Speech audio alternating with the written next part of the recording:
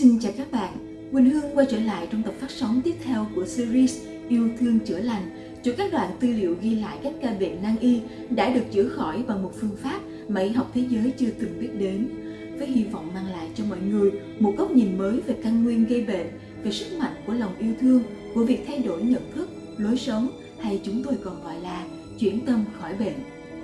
Nếu là một khán giả quen thuộc của kênh Bông Sen Yêu Thương, ắt hẳn câu hỏi đầu tiên mà mọi người từng có trong đầu sẽ là: thầy chữa bệnh cho mọi người với mục đích gì? Liệu có phải để mưu cầu danh lợi hay không? Đây là những câu hỏi mà nếu chỉ tiếp xúc một vài ngày sẽ khó có thể tìm ra được một câu trả lời thuyết phục. Trong tập phát sóng lần này, chúng tôi xin mời mọi người cùng theo dõi những chia sẻ của chị Hương, một người mẹ đã từng gặp khó khăn trong việc có con và đã được giúp đỡ để chào đón không chỉ một mà đến 2 thiên thần quý giá đến với cuộc đời mình. Sau khi trải nghiệm điều kỳ diệu ấy, chị Hương đã quyết định dành nhiều năm liên tục để hỗ trợ các hoạt động tại Côn Sơn, nơi chỉ có cơ hội quan sát nhiều hiện tượng sự việc thú vị. Xin mời quý vị, chúng ta hãy cùng theo dõi góc nhìn và những chia sẻ sâu sắc từ chị Hương trong tập này nhé. Câu chuyện về 2 thiên thần nhỏ của gia đình chị Hương Anh Dũng là một trong hàng trăm ca hiếm muộn đã được thầy chữa trị thành công trong nhiều năm qua. Trước đó, kênh Bông Sen Yêu Thương cũng từng chia sẻ nhiều cặp vợ chồng 5 năm, 8 năm, 10 năm, 20 năm mòn mỏi tìm kiếm mọi phương pháp, từ y học hiện đại đến các hình thức tâm linh mà gia đình họ vẫn chưa một lần đón được tiếng cười trẻ thơ. Cho đến khi gặp thầy, phép màu đã đến với họ.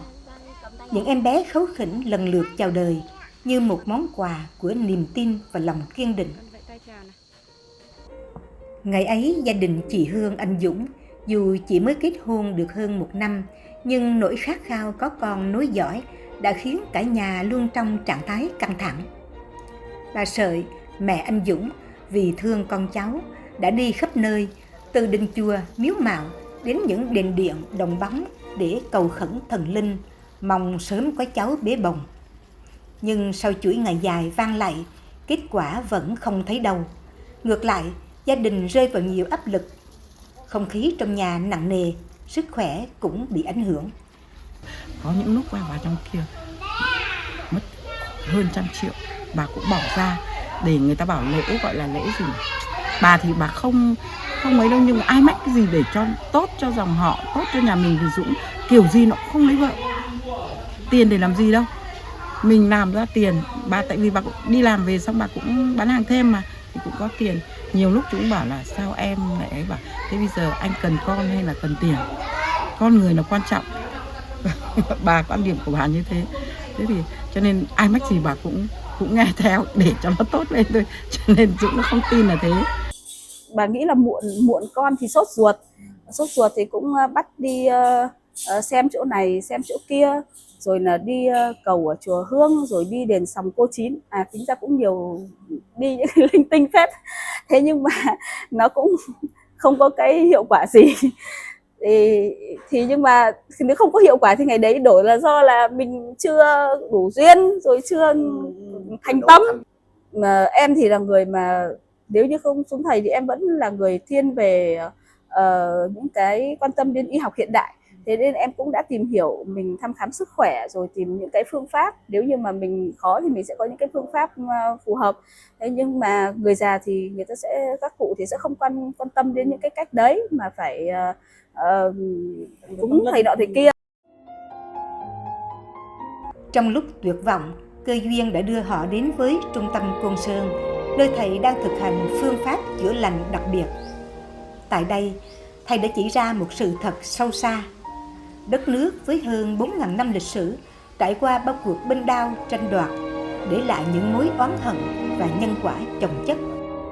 Chính điều này, cùng với những tác động từ các thế lực xấu trong và ngoài trái đất, đã khiến nhiều gia đình, nhiều dòng tộc phải gánh chịu bệnh tật, xung đột và những nỗi đau tinh thần. Gia đình chị Hương Anh Dũng cũng không ngoại lệ.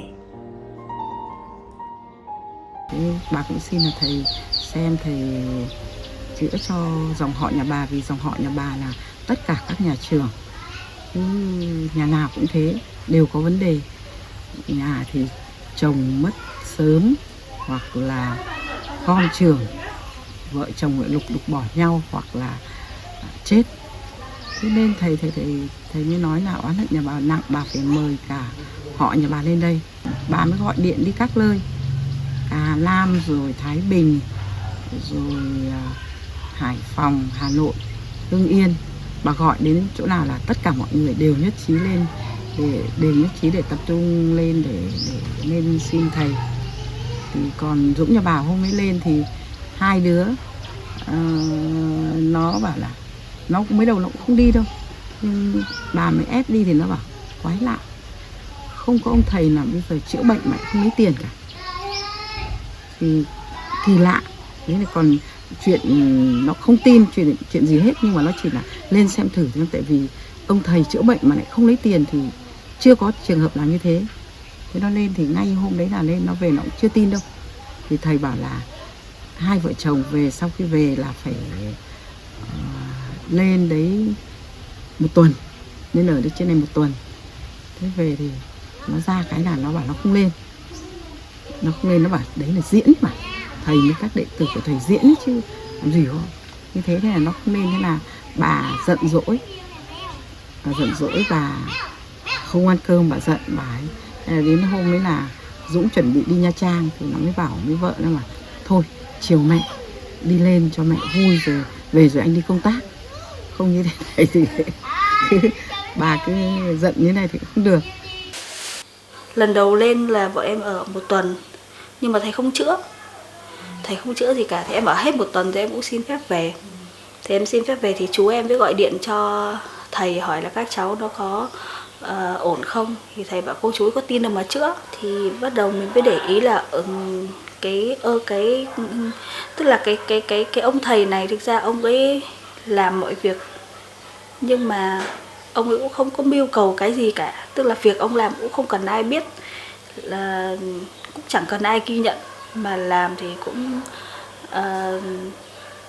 kiểu như là cũng không mưu cầu tiền, cũng không phải là người cần mưu cầu tiền bạc, cũng không mưu cầu công danh, cũng không mưu cầu cái sự trọng vọng hay tín nhiệm của mọi người. Thế mình nghĩ là vậy thì phải đặt câu hỏi là vậy thì người ta phải làm cái này vì một cái mục đích gì. Thì sau đấy suốt từ thời gian đấy cho đến khoảng tháng 11 2019 là thi thoảng em xuống, nhưng mà mỗi lần ở một đây ngắn ngày 3-5 ngày em chỉ dành thời gian để quan sát thầy thôi. Còn thì cũng không có để ý đến những cái việc tâm linh, nhưng mà mình quan sát con người đời thường á, thì ít nhất là thấy là không lừa đảo, không cúng bái, không mê tín dị đoan. Thế thì mình chỉ đặt câu hỏi để mình biết là làm gì. Sau này thì em thấy là từ em tin con người thầy, và tin thầy thì tin những cái việc tâm linh thầy làm nó là có, chứ còn thì bản thân mình không có khả năng để kiểm chứng cái việc đấy, thì mình đâu có con mắt để nhìn nó thứ đâu. Thì từ tin con người thầy và tin những việc tâm linh và chứng kiến rất nhiều việc nó đã được vật chất hóa và xảy ra, thì mình tin nó là có thật. Đó, cách tin của em nó là như thế. Theo thầy, nhân quả là điều không ai có thể can thiệp, nhưng mỗi người có thể chuyển hóa bằng chính những việc làm thiện lương trong đời sống. Thầy thường nhắn nhủ, hãy tránh giữ, làm lành, hãy chia sẻ ngọt bùi đắng cay với cộng đồng bằng từng hành động nhỏ mỗi ngày. Khi ánh sáng của sự thiện lành tỏa rộng bao nhiêu, bóng tối sẽ phải lùi xa bấy nhiêu. Bệnh tật hay tai ương, theo thầy, là những lời nhắc nhở của vũ trụ.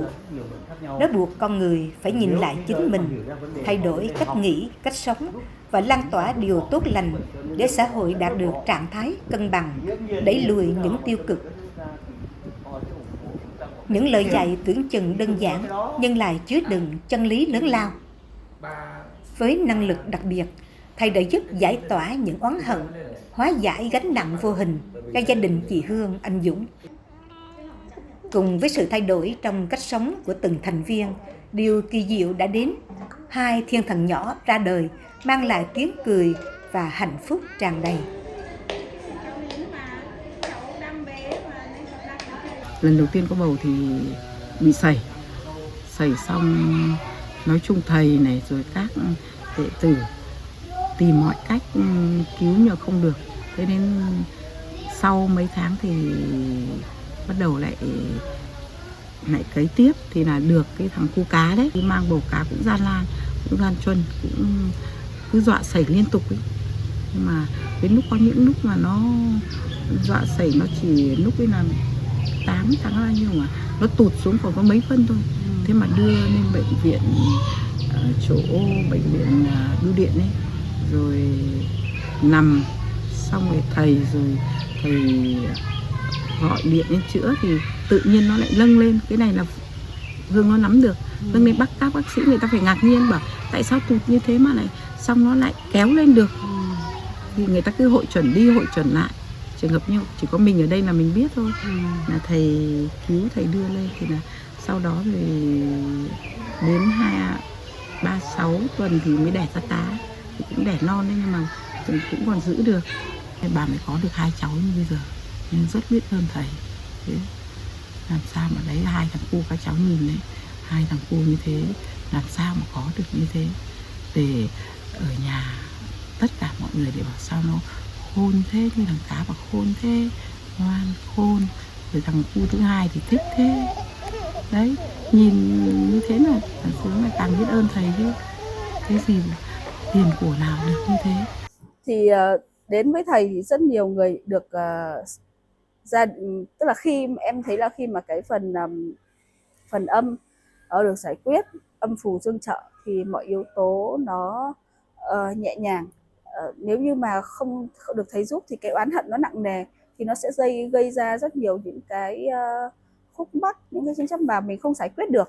Còn đi đến thầy, khi ta hiểu được cái gốc rễ của vấn đề, khi mà mình giải thích được nó tại sao rồi thì mình không bị mắc nữa thì mình sẽ có được cái hành động nó ứng xử nó đúng đắn. Là mình phải làm phúc, sống tốt này, rồi làm phúc làm thiện để trả nợ cho oán hận. Còn oán hận người ta mình có nợ mình phải trả, chứ thầy không giúp bảo oán hận là thế. Nhưng mà thầy chỉ cho oán hận hoặc ra tiên là mình đi tu thôi. Còn mình phải phấn đấu, mình làm phúc làm thiện, làm những việc tốt rồi sống tốt, đấy là trả nợ cho oán hận.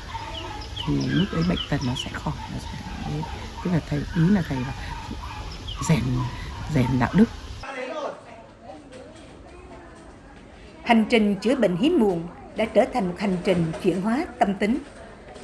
Gia đình chị Hương không chỉ đón nhận tin vui làm cha mẹ, mà còn thay đổi sâu sắc trong lối sống, tư duy. Họ quyết định ở lại trung tâm Côn Sơn để cùng thầy thực hiện sứ mệnh cao cả, góp phần lan tỏa năng lượng thiện lành, giúp con người quay về với sự tử tế, lương thiện và yêu thương. Cái việc mà em nghỉ việc ở đây ấy, thì không phải là, thực ra đến em nói thật là từ trước đến giờ đến bố mẹ em còn chả bao giờ bắt em làm được việc gì, chứ đừng nói đến là chồng hay mẹ chồng. Em có quan điểm cá nhân rất là rõ ràng. Tuy nhiên thì khi mà em lên trên đây thì một thời gian em chứng kiến những cái việc mà thầy làm, thì câu chuyện của em vẫn là em tin con người thầy, và từ đấy em tin các vấn đề tâm linh. Thứ hai nữa là cái thời gian đấy thầy lại tạo điều kiện cho mọi người đi trải nghiệm cùng thầy rất là nhiều, chứ không như giai đoạn bây giờ. Nên là em được cùng với thầy với các anh đệ tử đi công tác, đi còn thậm chí là đi xuyên Bắc Nam, rồi là đêm hôm vân vân, tất cả mà mình được tự mình chứng kiến, tự mình trải nghiệm và tự mình rút ra, chứ không phải là ai rút ra và bắt em tin cả, là cái thứ hai. Cái thứ ba thì đó là một cái quyết định khiến mình nghỉ việc nữa, là cái giai đoạn đấy nó rơi vào em lên đến cuối 2019, xong đầu 2020 thì mất 2 năm là nó rơi vào quãng thời gian Covid. Thì hầu như là làm việc online, xong rồi giãn cách xã hội, xong các thứ, thế là nó đẩy mình vào cái tình huống là cũng có thể là sắp xếp công việc được để nghỉ và không cần phải đến cơ quan. Xong rồi dần là cứ làm online, dần rồi rút công việc dần cho đến khi mà có bầu rồi đẻ. Nhà bà nói chung là rất là đàng hoàng, rất đầy đủ. Nếu sống ở nhà tiện nghi đầy đủ lắm, bà lại gần chợ nên mọi thứ đều thuận tiện, đều đầy đủ hết. Thế nhưng mà nhà bà vẫn muốn xuống đây, bởi vì xuống đây được học tập này, rèn luyện này, mình được để làm phúc làm thiện, để trả nợ cho các cái oán hận ấy. Thì nhà mình còn nhiều oán hận mà, thì mình không đâu bằng làm phúc làm thiện bằng ở đây cả. Xuống dưới này xong lại được nhận năng lượng của thầy, các con các cháu khôn ngoan lên, giỏi lên, cho nên không đâu bằng. Dù ở đây tất nhiên không điều kiện vật chất không bằng ở nhà được, nhưng mà vẫn muốn xuống đây, với cả xuống đây cũng là góp phần nhỏ bé về cùng giúp thầy. Thì bà chỉ dọn dẹp rồi, hoặc là bà những cái hôm nào thì bà cảm thấy là bà vào nấu ăn cho mọi người, có cái món gì thấy thích nấu để là cho mọi người đến ăn cảm thấy ngon miệng, đấy là cái niềm vui của bà. Thế. Cách chữa bệnh của thầy không thuộc khía cạnh y học thông thường, mà đó là một công cuộc hành động, một nỗ lực khôi phục nhân tính và lối sống hài hòa, nhằm loại bỏ những mầm mống của cái ác, trả lại sự cân bằng cho xã hội và vũ trụ. Thầy tin rằng sự mất cân bằng, cái xấu, cái ác đang đẩy thế giới đến nguy cơ diệt vong. Bệnh tật và tai ương chỉ là biểu hiện bề mặt. Chữa lành là cách để đánh thức con người, để từng gia đình, từng cộng đồng thay đổi, tạo nên một thế giới hạnh phúc đúng nghĩa. Thầy chữa bệnh rồi các đệ tử của thầy chữa bệnh cho mọi người, mình thấy vui, thấy phấn khởi. Thì không dùng thuốc về xong rồi mọi người lại khỏe lên, và có những cái bệnh, vì bà ở đây với thầy rất là lâu và bà biết được có những cái bệnh mà rất hiểm nghèo, không trên thế giới không chữa được, mà đến đây với thầy lại chữa được. Chỉ biết thầy xử lý, có những nơi mà cần thầy đến, có những nơi ví dụ dân bị ốm đau hoặc bị như thế này khác thì thầy đến đất ở thầy xử lý. Toàn những việc mà không có vụ lợi, không có lợi ích gì cả, đúng không? Không tiền, không long gì hết, không mong cái sự cảm ơn, mà chỉ biết làm để đưa cái tốt đẹp đến cho nhân loại thôi. Thì thầy thì nên bà tin tuyệt đối thầy là vì thế. Đúng rồi, mục đích lúc đầu là mình lên để sinh con, nhưng mà nếu như mình có được theo thầy trong cái hành trình này một giai đoạn nào đấy thì nó cũng là cái may mắn của mình. Và sau đấy thì bọn em cũng không đặt nặng vấn đề sinh con à? Cũng ở đây và gắn bó với thầy cũng khá là lâu, từ cuối 2019 đến tận bây giờ là cũng 4-5 năm, là gần như là thường xuyên ở đây. 6 năm. Ngoài việc chữa bệnh thì em nhận ra cái việc chữa bệnh thì nó chỉ là một phần thôi. Có thể thông qua cái việc chữa bệnh cho mọi người thì thầy cũng muốn, một là để gọi là để khẳng định rằng là cái việc mà thầy chữa bệnh bằng mặt tâm linh, các yếu tố tâm linh nó ảnh hưởng đến phần vật chất của con người là có thật, và việc là chữa được bệnh là không ảo. Cái thứ hai nữa là em thấy thông qua việc chữa bệnh thì thầy cũng muốn tìm kiếm những cái người và họ hiểu cái con đường của thầy để cùng đi hoặc cùng giúp đỡ thầy trong một cái giai đoạn nào đấy, và ai đi được với thầy giai đoạn nào thì nói là may mắn. Công cuộc của thầy không dừng lại ở việc chữa lành từng ca bệnh, mà là để mở ra một lối thoát cho cả nhân loại đang bị hủy diệt bởi sự vô minh. Ô nhiễm môi trường, bệnh tật, chiến tranh, loạn lạc, khủng hoảng tâm thần và sự khô cạn đạo đức. Hy vọng rằng không chỉ người Việt mà các quốc gia trên thế giới cũng sẽ tìm đến phương pháp này, một tri thức vừa nhân văn vừa sâu sắc, để cùng nhau thoát khỏi vòng xoáy của hủy diệt. Khi con người sống thiện lành, kẻ xấu sẽ khó lòng xâm lấn và phá hủy một đất nước biết bảo vệ giá trị nhân văn trong ứng xử với con người và muôn loài. Những chia sẻ trong tập này sẽ góp phần làm rõ hơn những thắc mắc trong lòng quý khán giả, đồng thời mang lại một cái nhìn sâu sắc hơn về khía cạnh tâm linh đằng sau hiện tượng chữa lành các bệnh nan y, từ đó giúp củng cố niềm tin rằng sức mạnh của lòng yêu thương, của việc thay đổi nhận thức, lối sống có thể giúp chúng ta vượt qua bệnh tật. Chúng tôi hy vọng rằng các nhà khoa học, y học, nhân chủng học sẽ có những nghiên cứu sâu hơn về vấn đề này, để không chỉ giúp tìm ra những phương pháp phục hồi mới cho con người trong tương lai, mà còn góp phần xây dựng một xã hội phát triển bền vững, giữ gìn sự tồn tại của trái đất cho nhiều thế hệ mai sau. Và bây giờ xin mời các bạn cùng tham gia bình luận dưới video này nhé. Và cũng đừng quên bấm nút theo dõi kênh Bông Sen Yêu Thương để không bỏ lỡ những tập phát sóng mới của series Yêu Thương Chữa Lành. Và nếu các bạn thấy video này hữu ích, hãy chia sẻ để lan tỏa nó đến nhiều người hơn.